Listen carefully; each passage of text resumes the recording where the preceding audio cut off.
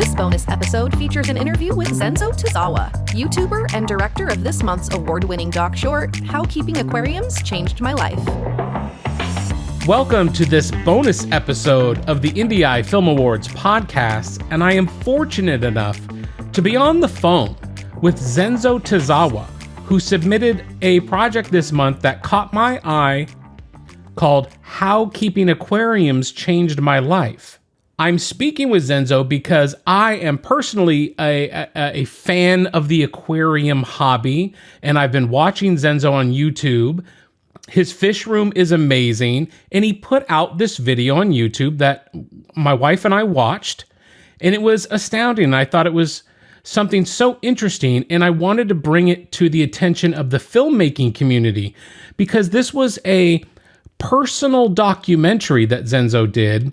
And I'm so happy to be speaking with Zenzo today because I get to introduce him to the filmmaking community here with IndieEye. Zenzo, how are you doing today, sir? I'm doing great, Matt. How are you? I'm wonderful. I'm so happy to have you here. Yeah, thanks for having me. I'm very excited. I had no idea I would even be, in a situation where I would have submitted one of my videos as a documentary and with the potential of it winning any kind of recognition. So, I'm excited to talk to you. And I'm assuming that most of the people that listen to this podcast know nothing about aquariums or not to the level that you and I do. So that will be interesting as well. Yeah, absolutely. This is such a fun situation for me where I get to take a couple of my hobbies and blend them together. And another one, which would be podcasting, I guess. Zenzo, can you tell the listeners a little bit about yourself before we go into this video? Yeah, just basically I am an aquarist, which means just someone that keeps aquariums kind of like on a more semi to professional level. I do work in the aquarium industry, and I have a YouTube channel where I create content that's mostly educational, kind of helping people understand and navigate the aquarium hobby, helping people. And as I shared, I work in the aquarium industry, so I work for a much larger aquarium company. And that's kind of my story. Obviously, there's a lot more to my life besides that, which I'm sure we'll get into. But that's what I do. I talk about fish. I film fish. I work on products for fish, and it's a dream to be able to follow my passion that was a hobby, and it's now resulted in a full-on career. So very, very fortunate. Yeah, you seem to be in an amazing situation right now, and I can't wait to talk about that. But I've got to get this out there. This How Keeping Aquariums Changed My Life video that you made, what inspired you to create this project? Well, it wasn't something that I had planned for a long time. I think for a lot of filmmakers or documentary filmmakers, you probably have a concept that you've been thinking about for quite some time, and you've written it out and kind of gone through the whole scenario of different shots and how you want to create and tell the story.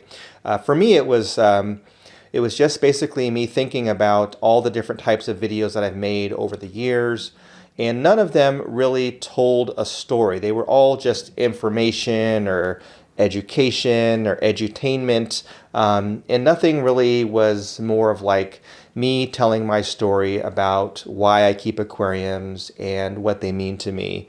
And I felt like the best way for me to do that would be for me to make kind of like a short film, a short documentary, explaining why, and also for a lot of people that look at what I keep, so for those of, people listening that may not understand what a fish room or what someone like me keeps, I've got an entire space that's dedicated to aquariums. And when people see it, they kind of say, wow, it's like you have a public aquarium in your home. And that's kind of what I have. I have a very, a much smaller, obviously, but kind of like an aquarium, like you would go and pay to take your children to and see the different exhibits. Right. That's in my home, and people wonder why. And so I felt like I could make this film and just share my story and maybe give a little bit of insight into why I keep aquariums, what they mean to me, and just share that with other people. Was it difficult to write something like this from such an introspective and personal place? Not really. I don't think it was difficult to write. It was, basically what I did is I just kind of, thought about different elements that I wanted to share in the short film, and just make sure that I was able to articulate that in a way that people would understand. And I think, I think for me, writing a script is not something that I enjoy doing. I have colleagues that write scripts, and they're much better at it. And there are times when I make a YouTube video where I'll use a teleprompter.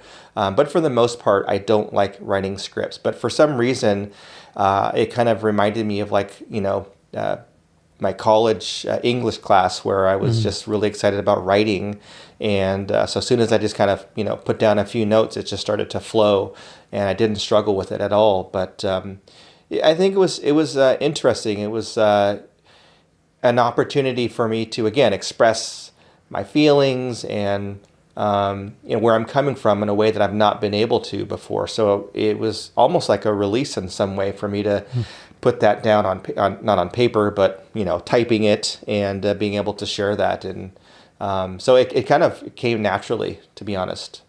Yeah, well, that's interesting that you say that, because I was going to ask you if you had any, not practice, but experience in writing, or if you did that also as a hobby of some sort, because it's very well written, and that's really the thing that stood out to me so much. It seemed like so much thought was put into it, and that you were a very natural writer. So it's interesting that you don't necessarily enjoy writing, but you do that very well. So that's a great talent to have, especially if you're scripting or kind of outlining your YouTube videos as well.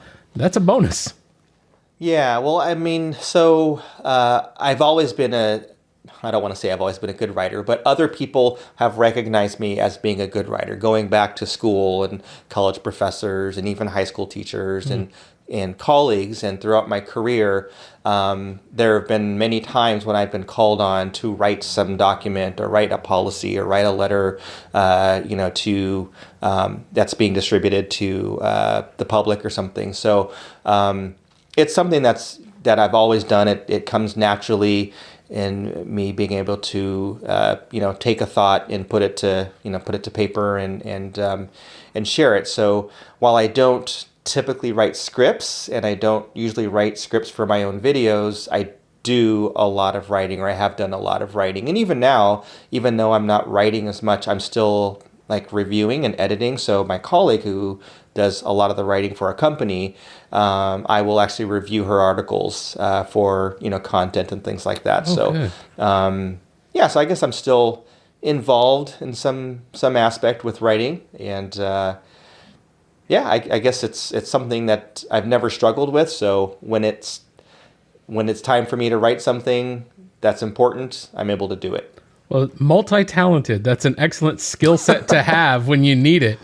What were the most challenging aspects of the production and the post-production of shooting this one-man show and voiceover that you had to put together? Yeah, well, it's interesting. I think if anyone watched me put this thing together, they'd probably chuckle, unless they are a single person filmmaker themselves, and then they could probably empathize. But just I think some of the shots for me felt a little bit awkward, because I've never acted and it wasn't acting, but it was setting up a camera and walking through a door. Sure. And then kind of doing that whole thing, which is different than what I normally do. But as far as production, it was pretty straightforward. I mean, I've got the gear, and I shot made the shots, and I flew my drone and got a drone shot. And there are some things I wish I had done differently as I look back at it, thinking I should have done a better job with this shot or that shot. And but more so, I think for me, the challenge is on the post side, because while I might have the vision and idea, I'm not great at editing. I feel like I'm okay. I get by. Sure. But I feel like there's a lot of opportunity for me to produce better content if I had, better editing skills. And so I think, on the post-production side for me, that was a little bit more challenging. And the audio part, which is really funny. So I did the voiceover. So I have different microphones and, different ways of recording audio. But for some reason, voiceovers are always something that I've struggled with, because if I'm doing it at my computer, it just doesn't always work well for me, and or I don't have the right audio treatment in my office to reduce any reverberation or echo or anything like that. So in my office, I have a walk-in closet, and I treat my walk-in closet with like a couple little sound things, and Very it's a closet nice. anyway, so there's stuff in there. Yes. And then I have like this homemade little sound panel. And what I did is I actually took one of my microphones, I connected it to my iPhone, and I took some gaff tape, I taped it to my little sound panel with my script, and just did the whole audio into the iPhone facing the wall. Oh. And then I just exported that audio clip into the video file and put it in there. So kind of a funny way of doing it, but that's how I still do it. Like sometimes, like when I do commercial work for my main job, I'll just go into my closet and just film a quick little voiceover thing. Or even if like one of my colleagues, our editor, who's needing a voiceover for something, he'll just say, hey, can you just say this 20-second thing? And I'll go in my closet, record it, and shoot him over the file. So kind of a funny thing, but for a lot of small-time creators, I'm sure we all have done something similar, whether it's a bathroom or a closet or a corner of a bedroom where the audio just seems to work.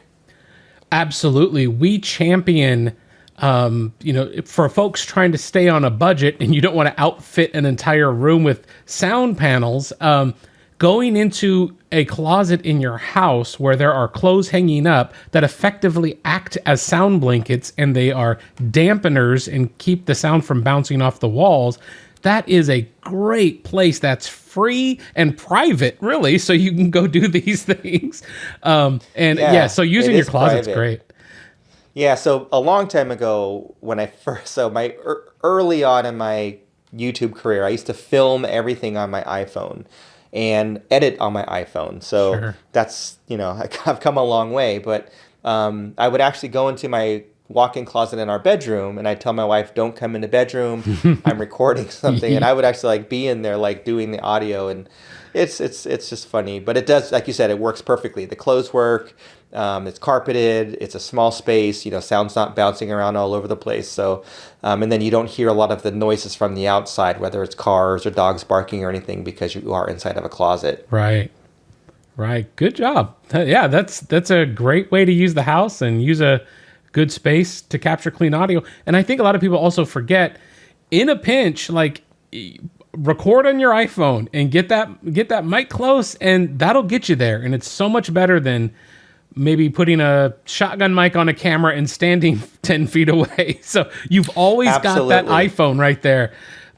Absolutely. There have been times when I've actually used my iPhone as like a wireless recorder, where I was just somewhere where the audio was not going to be good, so I just stuck the iPhone in my pocket with a little lav, and was able to record, and it would have been way better than having a shotgun mic, to your point, from 10 feet away, which doesn't work. No. So this whole thing seems like it was fairly cathartic to produce and have out there. What, did you have a feeling when you hit that export, or when you finally published it? Was there a sense of relief that you've put this little piece of yourself out there? I don't know if it was relief or maybe a little bit of apprehension, to be honest with you. Little bit of apprehension and uncertainty how it would be received.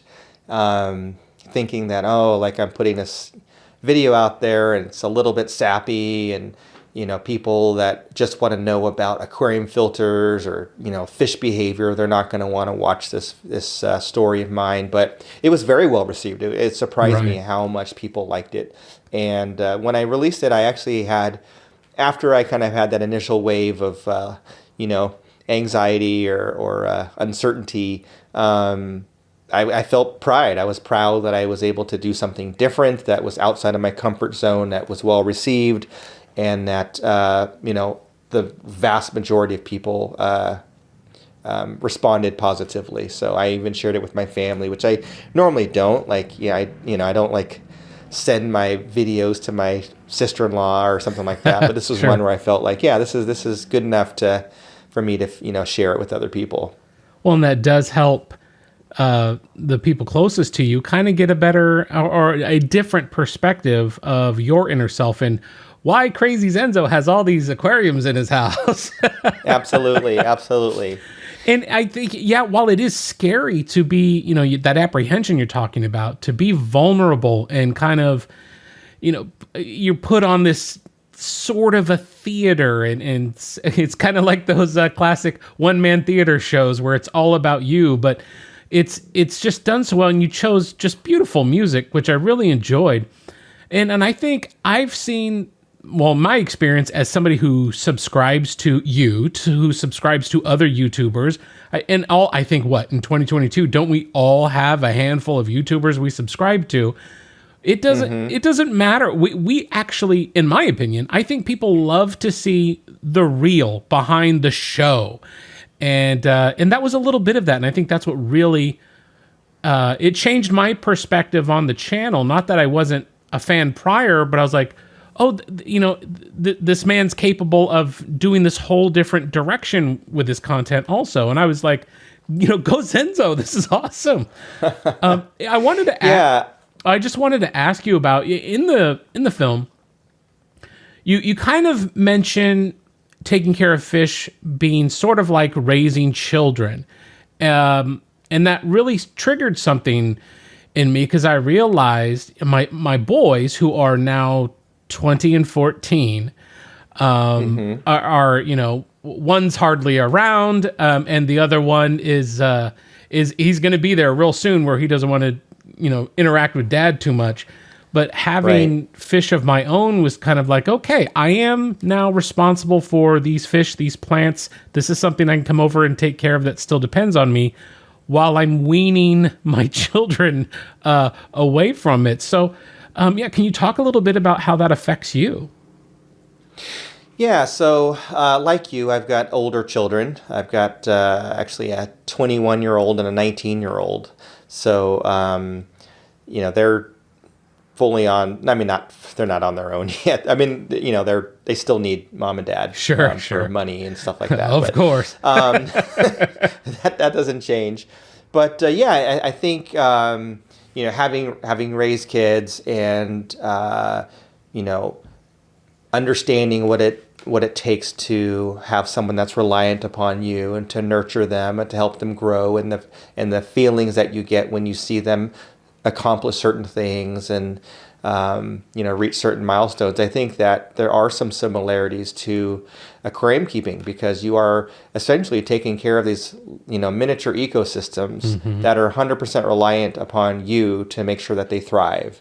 And if you put in the time, the care, the energy, the passion, like you would raising a child, you're going to see the result in a healthy tank that's balanced with fish that are behaving the way that they should be behaving, spawning, creating new life. So there are some similarities there. Now, obviously, with an aquarium, it's much easier than a child, because you can leave it alone for a week with not worrying about it, and you don't have to do all that kind of stuff. But there are a lot of similarities, and I think for me, I think it helps to have something that does rely upon me to make sure that it's healthy and growing and being nurtured and taken care of. It kind of gives me purpose in some sense. That's beautiful. Now, your fish room, which is extraordinary, it clearly, as you state in the video itself, it brings you peace and tranquility, just sitting in there, and you have a chair, you can relax, but you're probably constantly maintaining. But you have those opportunities to just go and sit and be in there with your thoughts and enjoying your fish. What is that peace and tranquility like for you, and why is that helpful for you? Yeah, well, for the people listening, it kind of imagine like a Zen room, like a meditation room that you'll find in various buildings and things, offices, etc. It kind of has that same kind of vibe, except that there are displays of aquariums and fish swimming around. And there's a little bit of the hum of some of the motors and the fans and things like that. But overall, it's relatively quiet in there. It's always about 78 degrees on average, so it's very warm. So I can go down there in a tank top and shorts, even if it's 40 degrees outside, and it's comfortable. And the lighting is perfect, and I can just sit there and relax and be warm and at peace. And there's nothing in there that's causing me any kind of anxiety or grief or anything. It's just a very calm and relaxing place to be in. And it wasn't always that way. That room originally, if you look at my older YouTube content, it was more like walking into a walk-in refrigerator. It was like insulated walls. It was loud, and there was like equipment all over the place. And it wasn't until about 2 years ago, a little bit over 2 years ago, that we did a remodel and really made it to be more of a place of enjoyment, a retreat almost. We put up sound panels to make it quiet, obviously for recording purposes. And it's so much enjoyable for me now that I've actually put a standing desk in there with my laptop. And so what I'll do is, for part of the day, I'll be here in my office sitting at my main desk and computer, but then I'll go down there for a couple of hours a day and stand at my standing desk in front of the laptop, because it's just a very different vibe. It's a little bit more relaxing, and I'm able to just kind of look around. And usually what ends up happening is I kind of start tinkering with an aquarium here or there, making some adjustments as I'm looking at an email or responding to somebody on something. But it's a great place to be. And the funny thing is I'm really the only one that enjoys that room. So the oldest daughter, she's moved away for out of state for school. The youngest one's in college but stayed at home. But she never goes down there. My wife hardly ever goes in there unless I'm in there just to visit me. So it's kind of like my space and my area to just relax and be alone. And sometimes I'm just sitting there looking at the fish. Sometimes I'm sitting in there watching something on my phone or my laptop or something, some kind of content, Netflix or something. And sometimes I'm working. But overall, it's just a great place to just escape to. And I realize that not everyone has that much space to be able to just create, an area that they can, fully build out like that. So very fortunate to have that in my home. Yeah, for me at home, I just have a little corner that's upstairs. It was meant as kind of a desk area. It's almost like a small loft. And I've been using it for a couple of 20-gallon long tanks. And it's a little getaway for me, and kind of like you, nobody else in the house cares, and they'll walk by it. And I figured if I put these up, my boys might go over there and sit down and see, how are the fish doing? But no, not really. Nobody cares. Yeah. So, but when I go over there, it's something about that area just switches off everything else in the world, and all I can think about are the fish in this little ecosystem. Do you have that same type of experience when you walk through the threshold? Do you have the same type? Okay, I do. So it's almost like I walk in the room, and for me it's kind of funny because the fish know that I'm coming, so they all kind of greet me at the front of the glass like a dog would greet you at the door, and so I get a lot of that behavior. They think I'm going to feed them, and so that's kind of fun, but it is relaxing. And it's always, every time I walk through the door, I'm always like, wow, I can't believe this is my space. But for me, I keep aquariums in other spaces too. So like I have 3 little setups in my office here. So even if I am sitting on a video call or something like that, I can just turn and glance at my aquariums and still kind of get that same feeling. And then downstairs in our living room area, I actually have 2 large display tanks right in front of like this large green reclining easy chair. And, oftentimes like my daughter or my wife will just kind of almost take a nap in that chair because it's so relaxing just to sit in front of those 2 tanks. Right. And just listen to the water and see the fish. And then I do have like a 500-gallon mini pond that I built on the patio as well, with the koi fish and some goldfish in there. So kind of got stuff all over the place. But my wife said no more tanks in the house. So that's why they're all down in the fish room, which is like a basement. Well, how did you start in this hobby? What was your first experience with a fish, and how did this grow? Yeah, so for me, it started, and I think I covered this in the documentary. For me, it started at a very early age as a child here in San Francisco. There's a large aquarium called Steinhardt Aquarium. It's since been remodeled, so it's now called the California Academy of Sciences, but the aquarium section is still called Steinhardt Aquarium. Right. And it was just a place that fascinated me as a young child, being 4 or 5 years old and going in there and seeing these amazing displays and just seeing these little boxes of glass that had like these entire worlds inside of them, and it just fascinated me. And at that time, I didn't keep any fish, but after a while, we moved to a little bit north of San Francisco, kind of in a more rural country area. So I'd go down to the creek and catch tadpoles and do all that kind of stuff, and lizards, and keep all these animals. And eventually, I think I got my first real fish around the age of 10 or 11, right around there.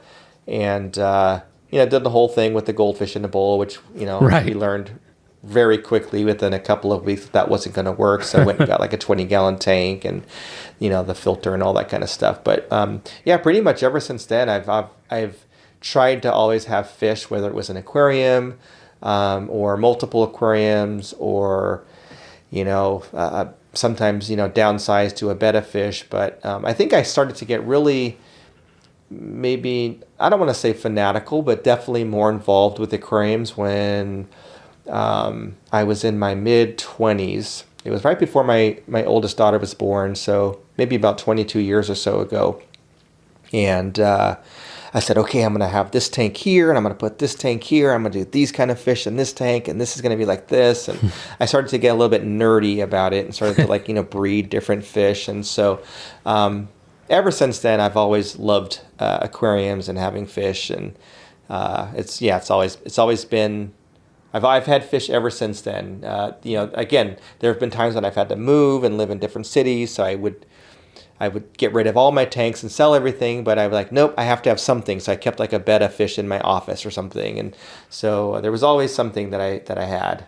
So it's pretty much been a lifelong thing. And for folks who are listening, we're not talking about, a couple of little tetras or things like that.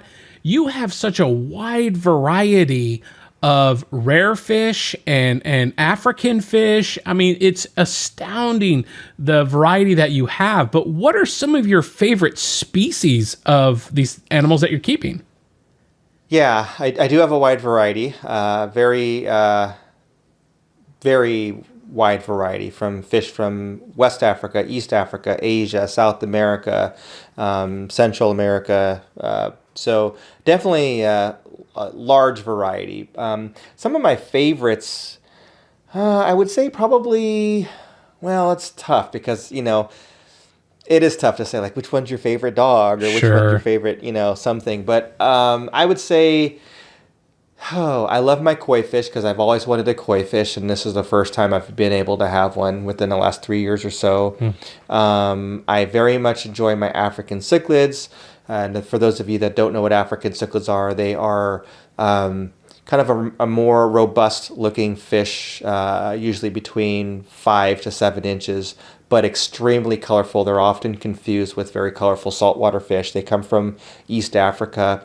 But I would say probably another favorite would be my mud skippers. So mud skippers are a fish that have adapted to live a lot of their life on the surface, like on land. So they look more like amphibians than fish. Yeah. And I have a puffer that has a lot of personality. It's a green spotted puffer that will eat out of my hand if I hold a piece of shrimp or something like that. So there are different fish with different personalities. Usually I like the fish with more personality than the ones that are just kind of there. So usually that's going to be like your cichlids, like my Oscar cichlids as an example. They recognize you. They know who you are. They're going to come up to the front of the glass and greet you. eat out of your hand in some cases. And then some of the smaller fish like the tetras and, guppies and stuff like that, they don't have that same intelligence, maybe, that same personality. So they're just kind of more like a schooling fish and just kind of follow each other and do their thing. But some of these larger fish or more advanced fish, they're just so much fun with their personalities, and that's what I enjoy. And can we even put a number on it? Do you know how many tanks you currently own? Tanks, I've actually downsized. I think I'm down to like 29 systems or something like that. Wow. I've had much more before. And the reason why I've downsized, and I know it's silly to say downsize to 29 aquariums, but because I wanted every tank to have like a purpose and to be a display tank. So before I had like a lot of tanks for breeding and growing out baby fish to sell at the fish stores. And so they were just kind of like more utilitarian. So now every tank except for one tank is set up to be a display tank. And all the other, and that one tank that I don't have as a display tank is just a quarantine tank or a hospital tank for when I get new fish or something like that. So I think I'm at 29 now, which is it's a manageable number. People think it's crazy, but it's probably less than 4 to 5 hours a week in maintenance, including feeding the fish. It doesn't take that much time to because I can kind of multitask as I'm doing stuff, so I can do a water change while I'm doing some other things, and so it doesn't take up that much time. And I think an important thing to note, just so that folks who aren't familiar with the hobby, once you have a tank established and it's seasoned and it's properly cycled, the maintenance is actually not as much as you think it would be. I mean, obviously there are little things you got to do here and there, but you can really, in my opinion, leave a tank alone, aside from maybe needing to top off or however you're managing that. But yeah, they balance themselves out over time, and it becomes fairly simple to manage, depending on, of course, what type of fish you have, and if it doesn't require some really extreme conditions that are difficult to provide, or if you have to provide certain type of water for them to be happy. Right. So yeah, it's not as hard as it sounds when you say you have 29 tanks, but that is just super impressive. Do you plan definitely, to... go ahead. I was going to say, definitely things like having aquarium plants helps. So if you have plants in the water, that helps to reduce the amount of maintenance because the water is helping to keep that water pure and filtering out the toxins and the nitrate, the ammonia that's in the water. I always I like to use analogies for people that don't keep aquariums. So it's like dishes. So doing dishes in itself is easy. You eat a meal, you rinse off the dishes that you just used, and you put them in a dishwasher, or you wash them and you put them on a drying rack, and it takes 5 minutes. But if you leave the dishes for 2 weeks and they pile up and they're all hard and crusty, it is an arduous task to try to wash those dishes. And it's the same thing with aquariums.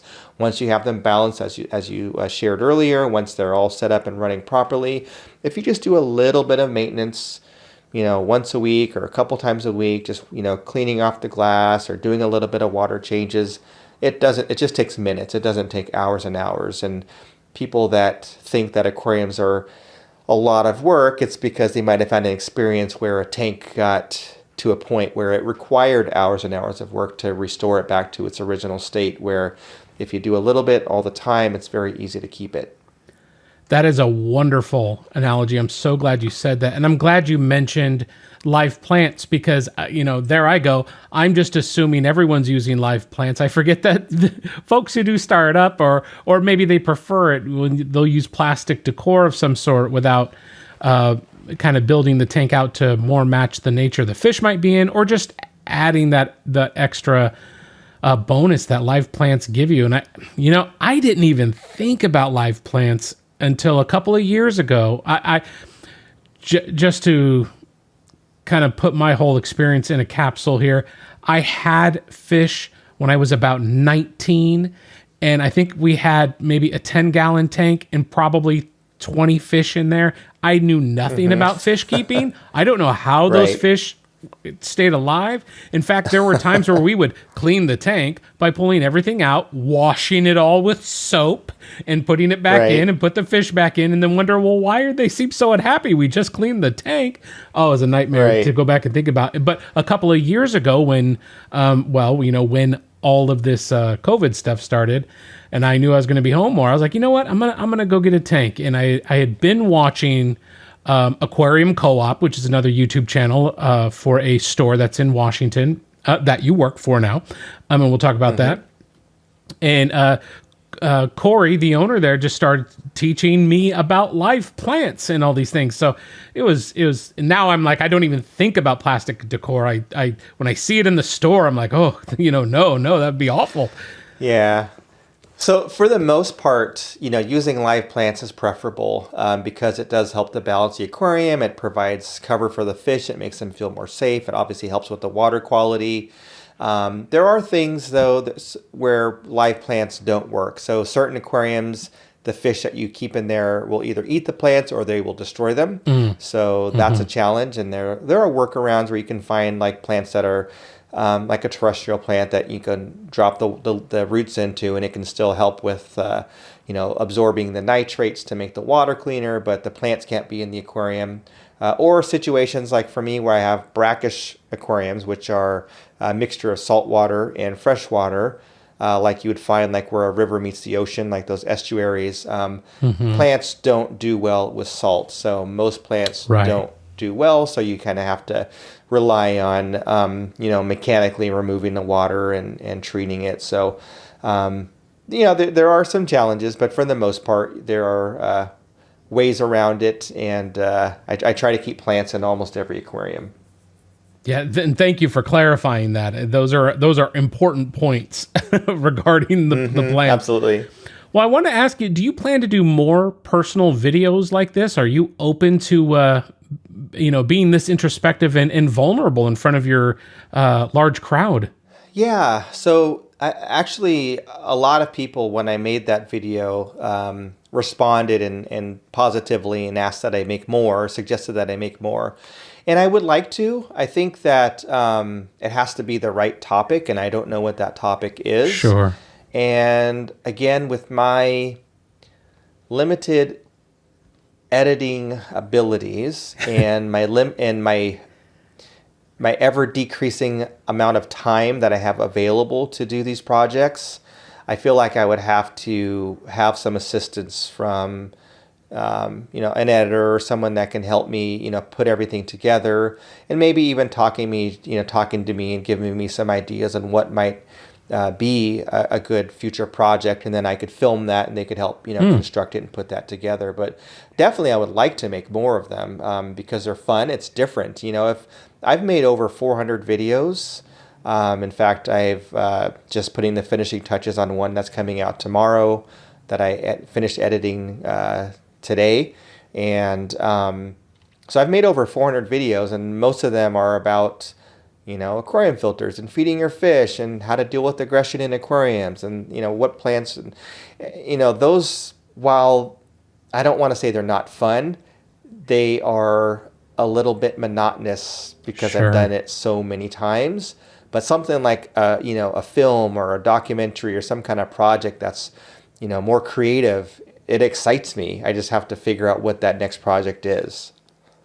Well, having gone through this process, and I know you're kind of knocking yourself on the editing side and the post-production side, but running a film festival like this, I see so many people who we all are going to make mistakes in editing or issues with editing. Nobody feels like they're the greatest editor in the world, and these skills all develop over time. I mean, after 20 plus years of me doing this, it's been just, I'm only able to do what I do now because I have so many hours of editing behind me. And you have to be a special type of weird to want to sit at the computer and knock out an edit because it is monotonous, and you have to be almost obsessed with what you're making to do that, because the hours fly by and your life goes by and the sun rises and it sets and your children get older and life goes by and all you've done was make these videos. You're still staring at the timeline. Yeah. So. And so it is tough, but having gone through this, what advice would you give to filmmakers who would want to make something like this, documenting their hobby or giving away a little something about themselves and sharing? Right. Well, before I get into that, I thank you for your compliment about the editing. I have come a long way, so yes. I will give myself that. Sure. And I think probably I'm knocking myself because recently I've come to the realization, just because of my workflow and everything, that I do need to hire an editor to help me make better content, but also help fill that necessity of I don't have the time to do it. And so if I could hire a professional that could help me not only create better content, but also be able to put the content out, that's probably why I'm being hard on myself, because I've seen what some editors can do now. Mm-hmm. And it makes me think like, ooh, like what I was doing was boo-boo compared to what they can do. However, in the same vein, I've also had some people reach out to me and their work was less quality than I would expect a professional editor to reach out and try to solicit me for their services. So when I saw their work, I'm like, like I'm better than what they do. Yeah. Or my work is better than, in my opinion, better than what they've shown me with their portfolio. So I didn't feel quite as bad, but still I know that, I'm a novice when it comes to editing, but I feel like I've done a decent job.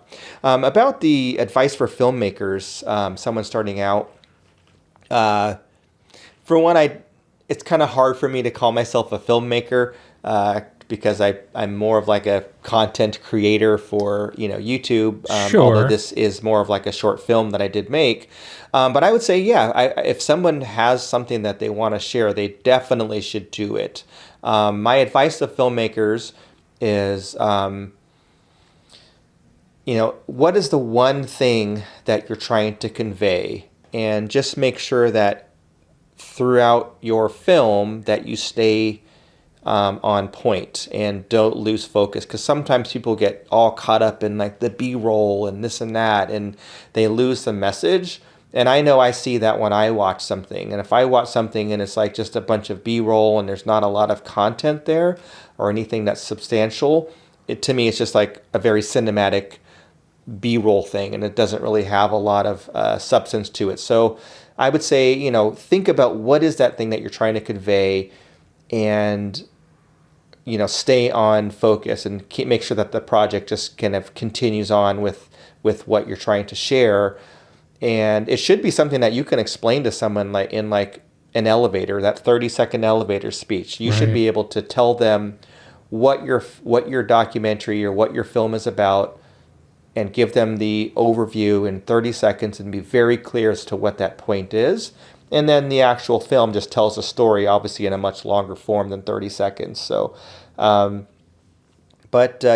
say just pick up your camera and hit that red button and record. I mean, obviously there are things that are important, like knowing how to, film and all the camera specs and the frame rate and the audio and all that kind of stuff. But just pick up your device and hit record. And whether it's a phone or a point and shoot camera or an interchangeable lens camera or a cinema camera or whatever it is, everyone starts somewhere. So I would say, if you have a story to tell, if you have something that you want to share with people, then do it, right? And maybe it won't be great, or maybe it will be something amazing. But if you don't do it, then you'll never know whether it's going to be great or not so great. Exactly. That is top tier advice. And, I hope you never frame something as, well, I'm just a YouTuber and not I'm a content creator, not a filmmaker, because that is advice. You just gave advice that is so important and critical to anybody who is a storyteller in any manner. Because it's very easy, if you're not a storyteller, it's very easy to go off the rails and just show stuff and not really have a point to what you're doing.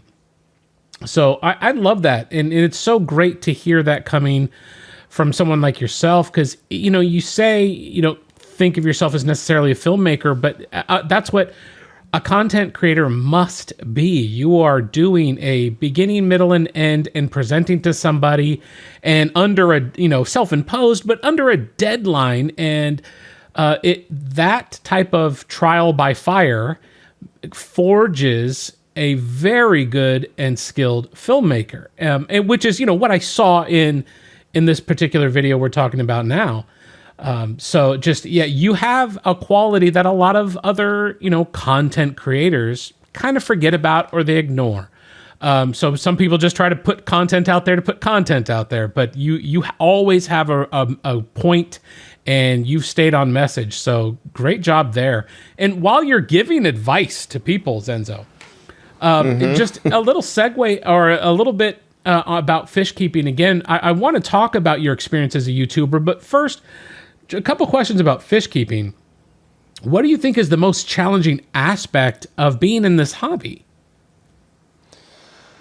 Well, for just a regular person that is not making content for people to consume, I think the hardest part about being an aquarium keeper is probably when things go wrong, you blame yourself, whether it's the parameters of an aquarium, changing and crashing or fish dying or plants dying. I think it's very hard to take. There are pets, right? There are wet pets, even though you might have paid $5 for a little, fish, and it's different than a dog as far as personality and everything like that. But it's still an animal that you've agreed to take care of, and when something happens, people take it very hard, and I think that's probably the hardest thing. There's lots of things like when disasters happen and something breaks or leaks or the power goes out. Those are all challenges, but I think that those pale in comparison to something that happened due to something that you failed to do. And that can be hard for people to take. And I think that one thing that it's important for any fish keeper or any person that's keeping any animal that's under their care, whether it's a bird or a reptile or a dog or anything, is if something happens to that animal, it's your fault, regardless of the circumstances.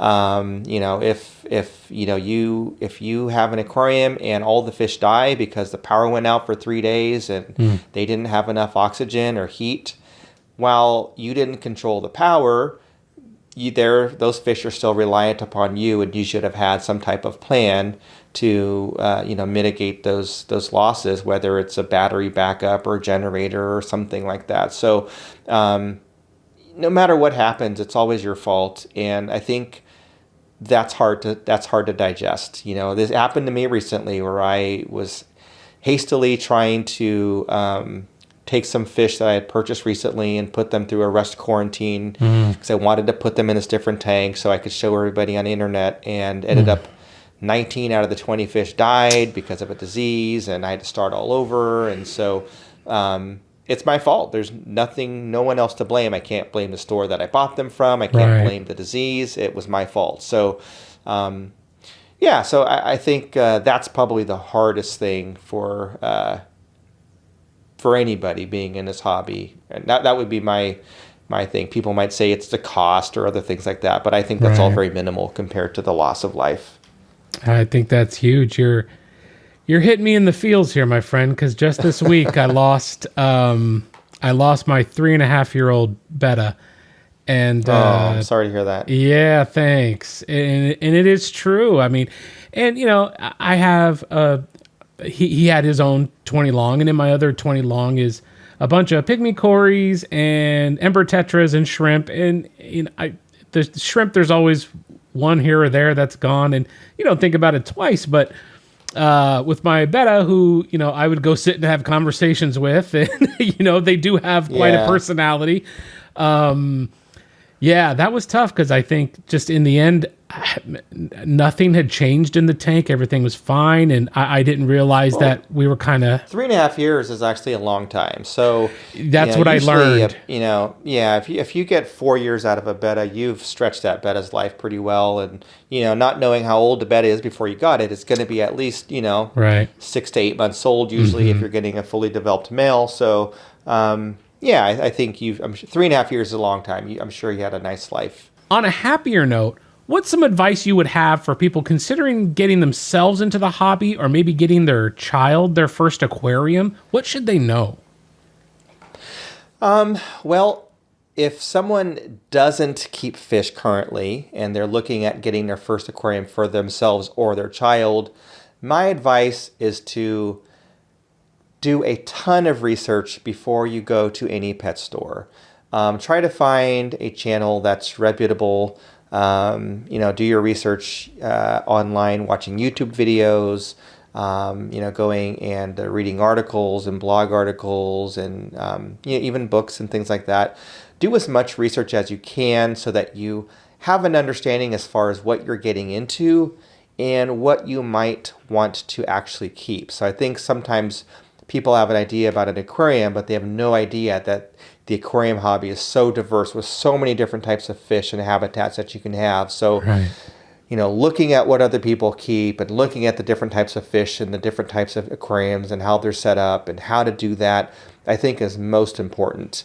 And then, I think someone needs to be honest with themselves and say, is this just something that I would like to have because I want a piece of art in my home?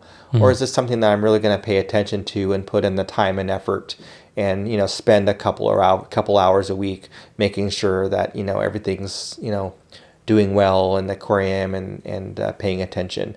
Right. I would also say that for anybody that's looking to get their first aquarium, get the largest aquarium that you can afford and fit. A lot of people say, I'm just going to get a 5-gallon tank or 10-gallon tank. And then 2 months later, they have like 3 more aquariums of all different sizes because they just got the bug and they want to start having more and more fish tanks. I think that if you start too small, one, you're going to want a larger tank down the road. And two, if something goes wrong in a small tank, it's amplified versus something in a larger tank. So if there's a little bit of an adjustment in a water parameter, in a larger aquarium, the larger water volume, it's able to kind of absorb those changes. But in a small tank, it's a much larger percentage. So fluctuations are much greater in a small tank. So getting as large as you can fit or afford in the space that you have would be something that I would recommend.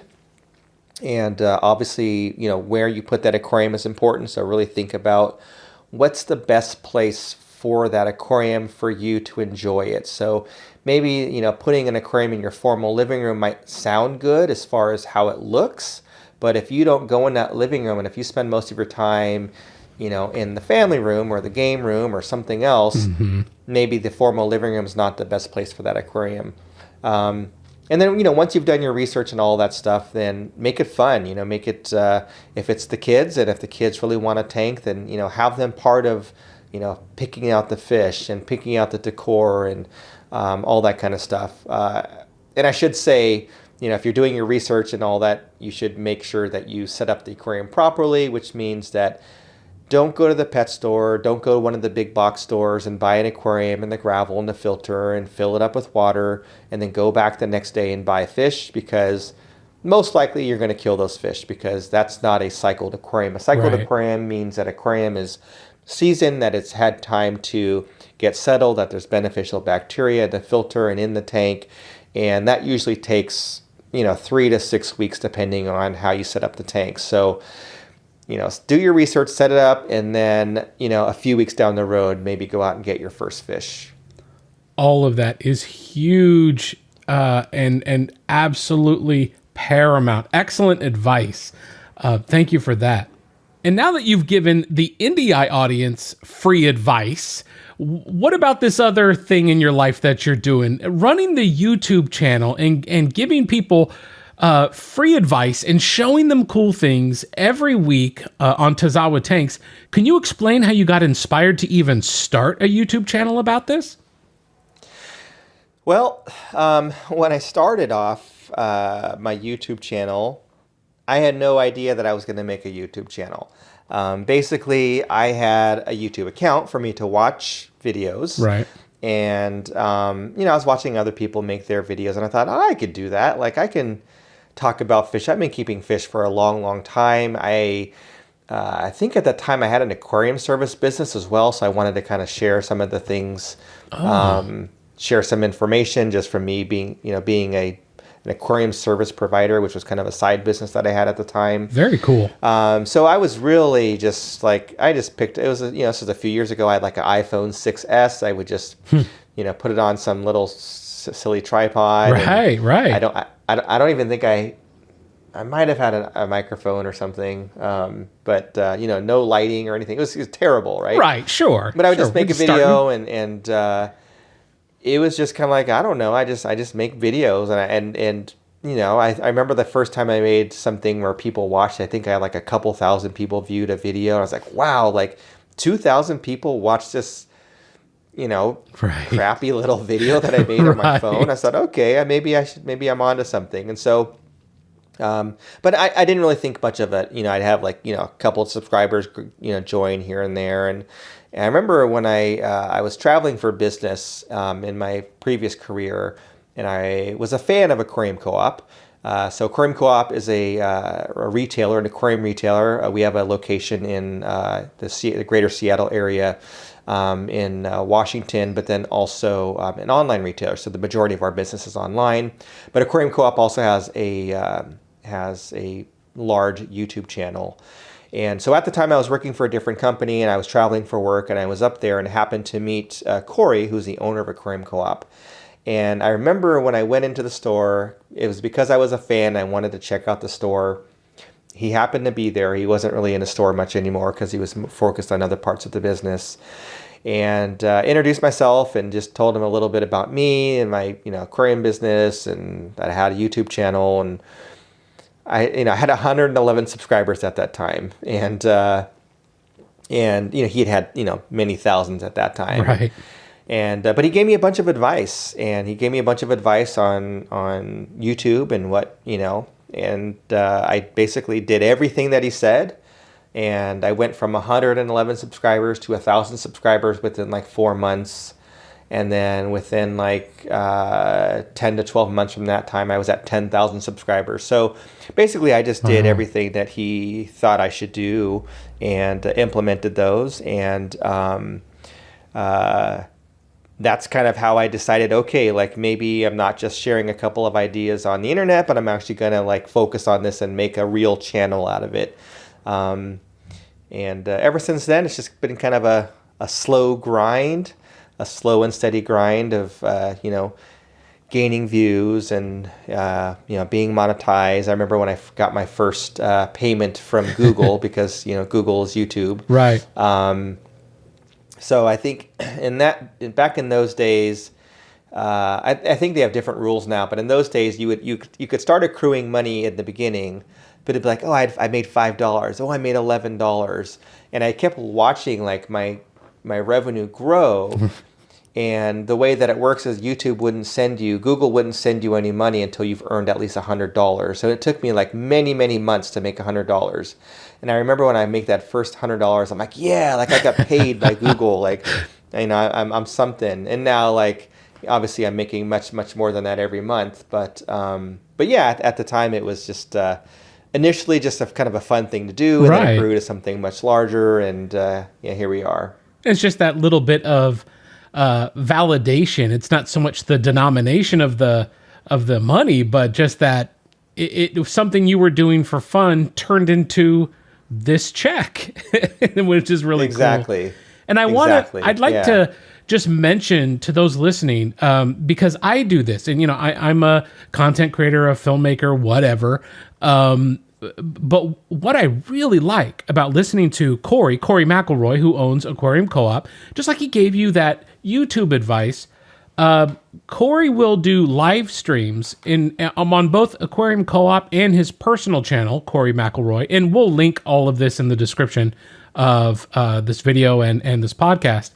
But when Corey does a live stream and he's going to talk about business, that is free education right there from a man who's very smart at business, who has experience in starting a successful business from scratch and just taking advantage of contemporary methods of business and making it successful to the point to where he's kind of a YouTube star now, and he's a successful businessman. And, you guys have 35 employees or so at this point. And it's worth listening to because you will be taught things about business that you're not going to pick up anywhere else. And if you're a filmmaker or a content creator, well, you have no choice. You are a business owner now. And especially if you're freelancing, anything like that, these conversations can really help you kind of shape how you're doing your business.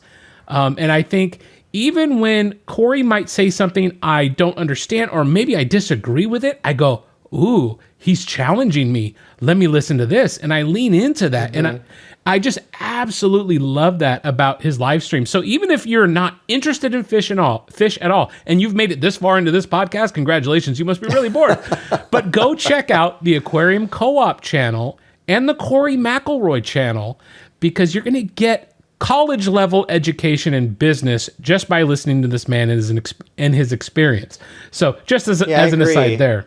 Yeah, I've actually told Corey before, I wish that he and I were friends a long time ago when I owned my motorcycle shop. I used to own a motorcycle retail business.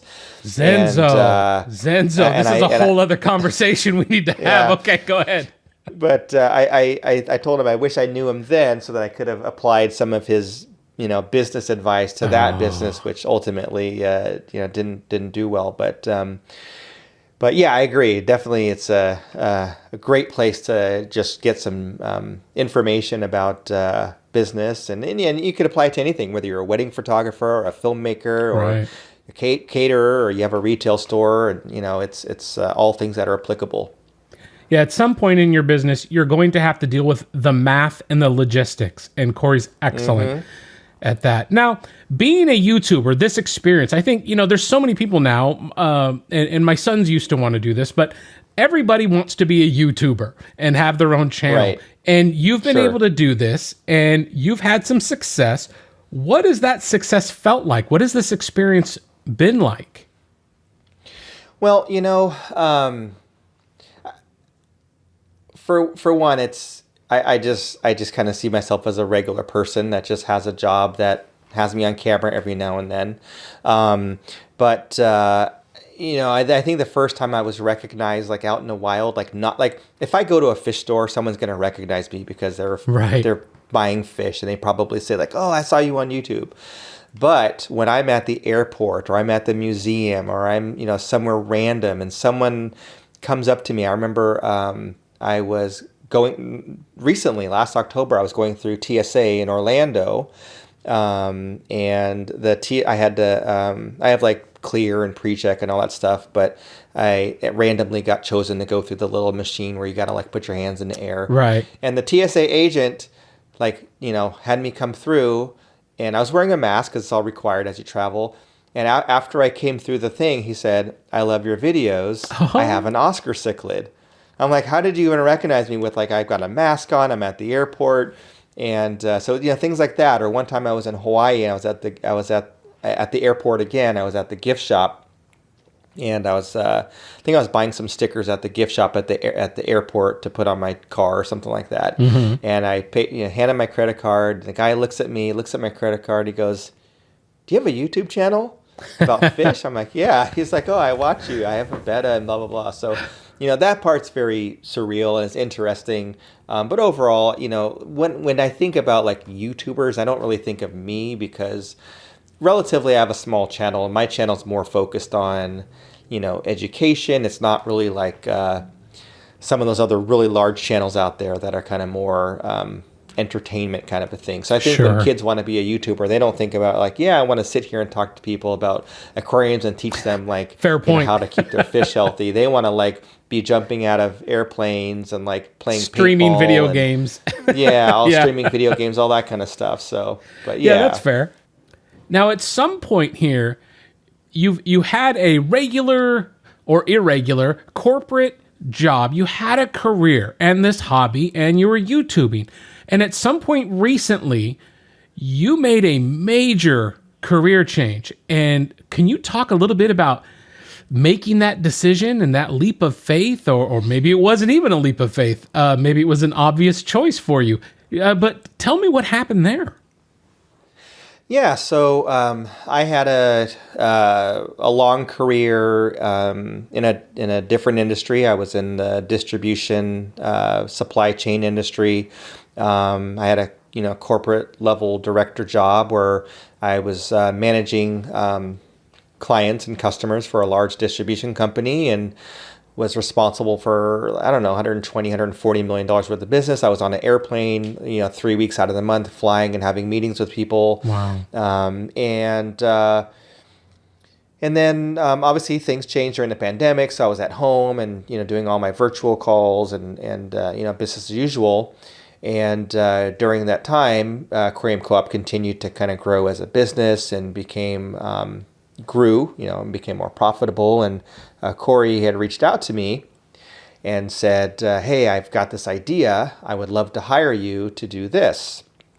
And I think he had joked in the past about wanting to hire me one day, and it never really registered, as something that would be a possibility back then, because Sure. I knew that, I had a high paying job and didn't really see Aquarium Co-op at the time being able to, take me away from that. But he was able to make it work. And, we talked for, a month or so and kind of agreed upon, what I'd be doing and all the numbers and everything. And once I knew that, financially it was going to work, it was really a no-brainer for me. There was no hesitation as far as like making that leap of faith because it was Corey. If it were any other company, Right. even a large company like some of the large manufacturers in the world, I would have definitely thought a lot more about it and thought, is this something that I really want to do at my age and make this change? But because it's Corey, because I've had a chance to know him over the years and become, grow a friendship, I trusted him and I know his business ethics and his work ethics. And I believed in all of that, and I still do. And so that was really,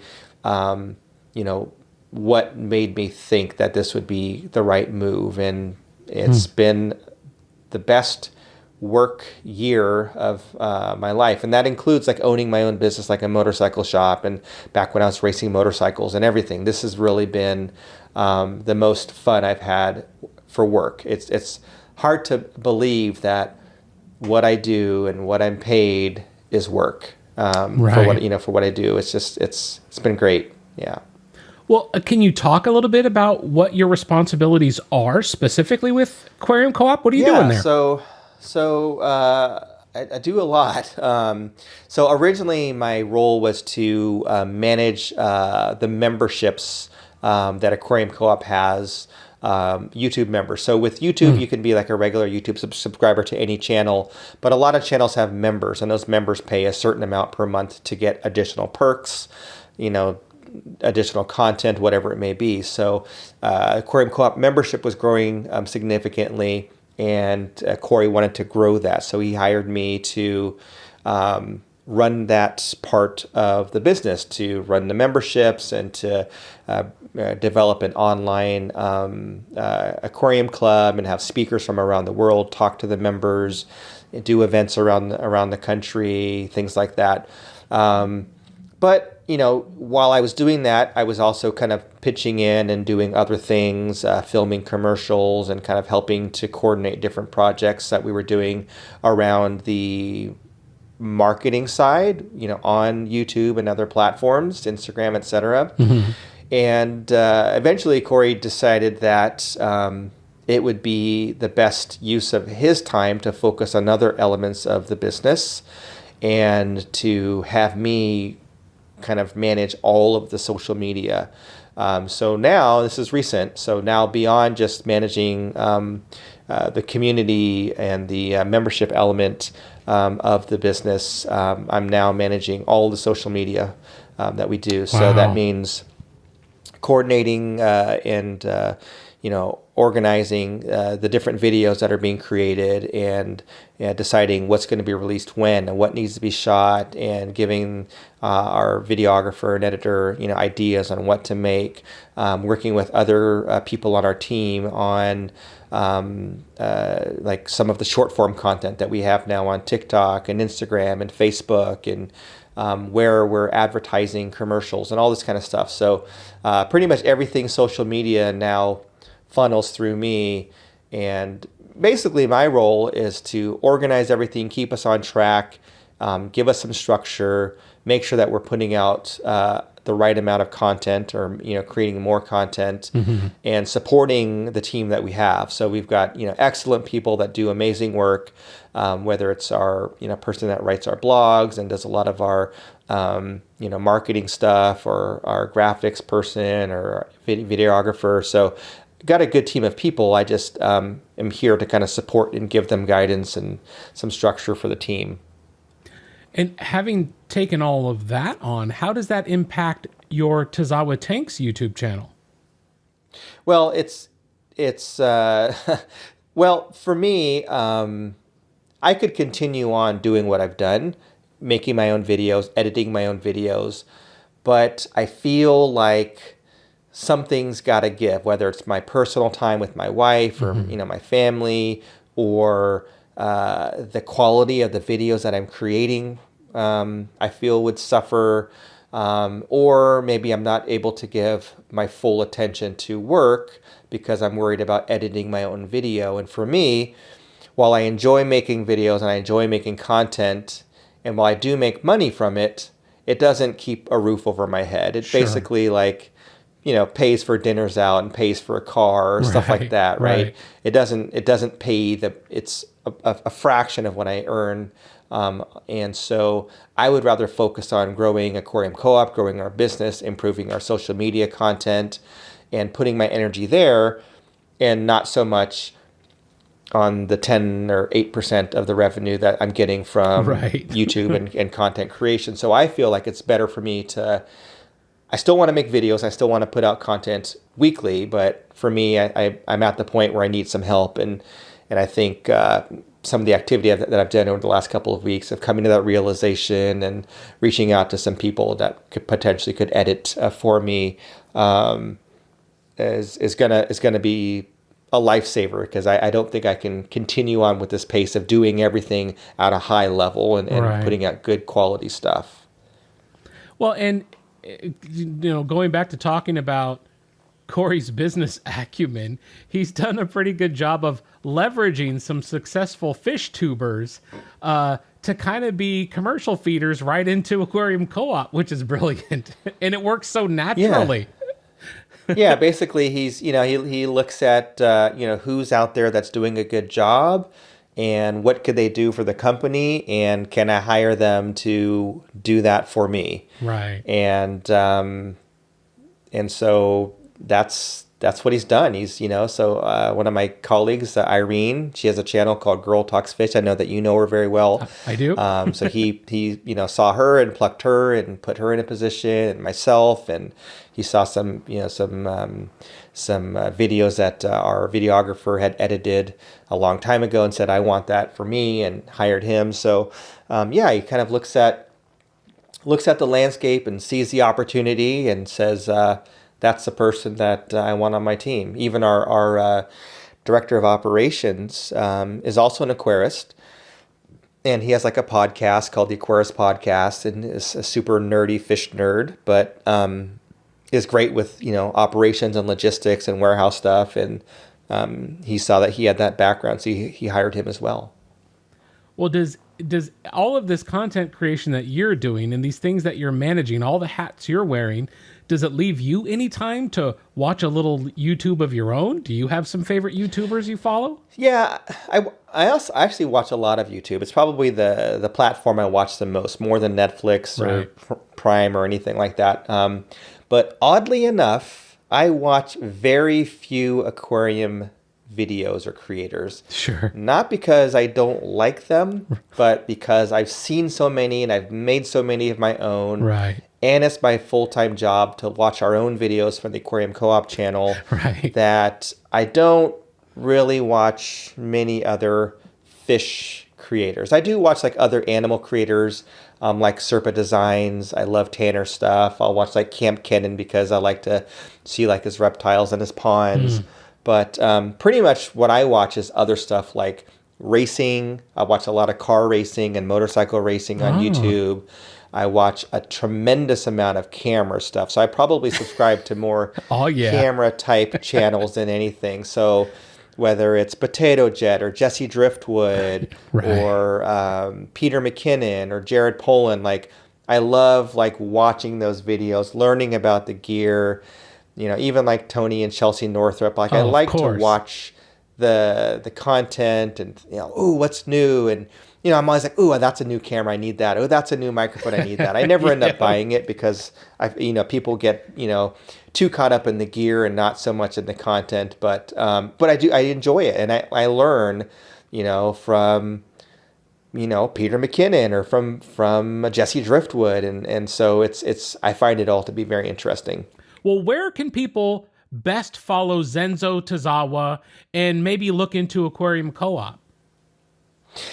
Yeah, so if you are interested in learning more about me or even watching the short film that I made, I would say YouTube is the best place to find me, which is Tazawa Tanks. It's Tazawa and the word tanks, like a fish tank. So that's where I'm really going to, be the most visible. Also on Aquarium Co-op's channel, if you do subscribe to Aquarium Co-op, you might see me every now and then in a video or a little part of a video or a commercial that might run mid-roll in a video. I'm on Instagram, which is Tazawa_tanks. I'm not on Facebook.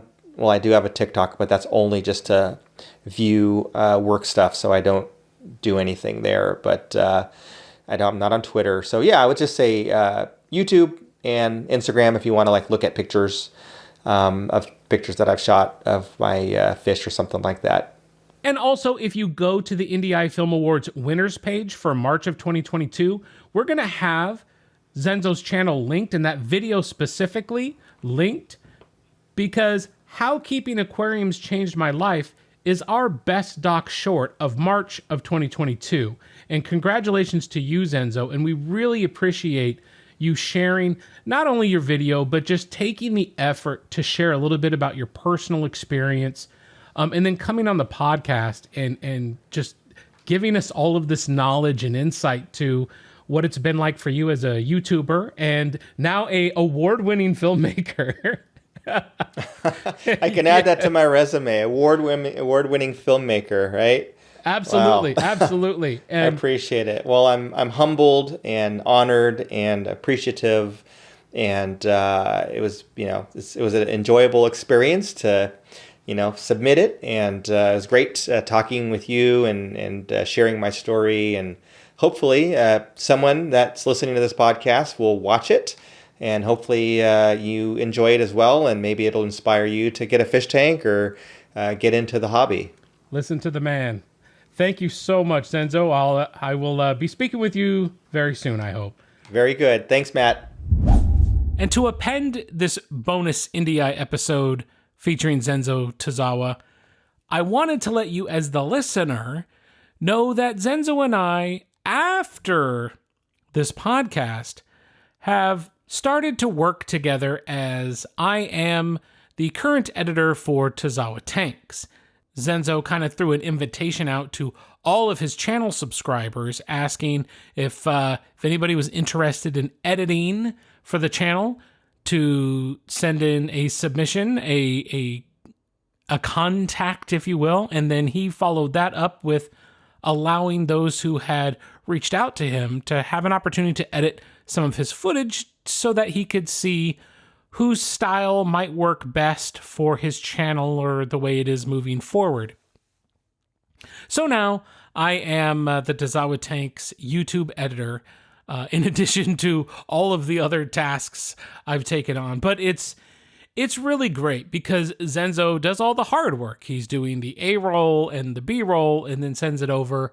And as of the time I'm recording this, my first official edit for Tazawa Tanks on YouTube published on March 26th, with Zenzo talking about the different African cichlids that he has.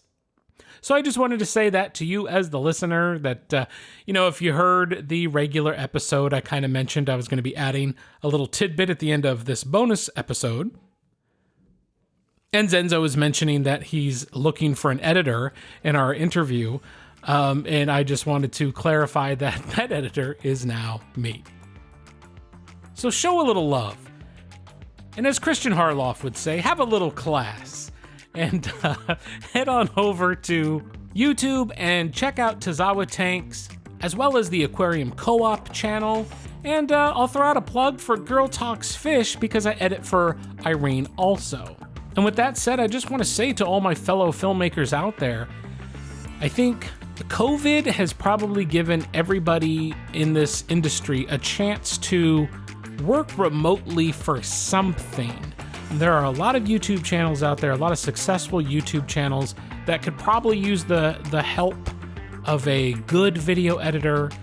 So keep your eyes open and your ears open for those opportunities, because you never know what you might find and who might need your help. But for now, thanks for listening to IndieEye, and go create something. Find more information about our guest in the description box of this episode. Thanks for listening to this bonus episode of the IndieEye Film Awards podcast.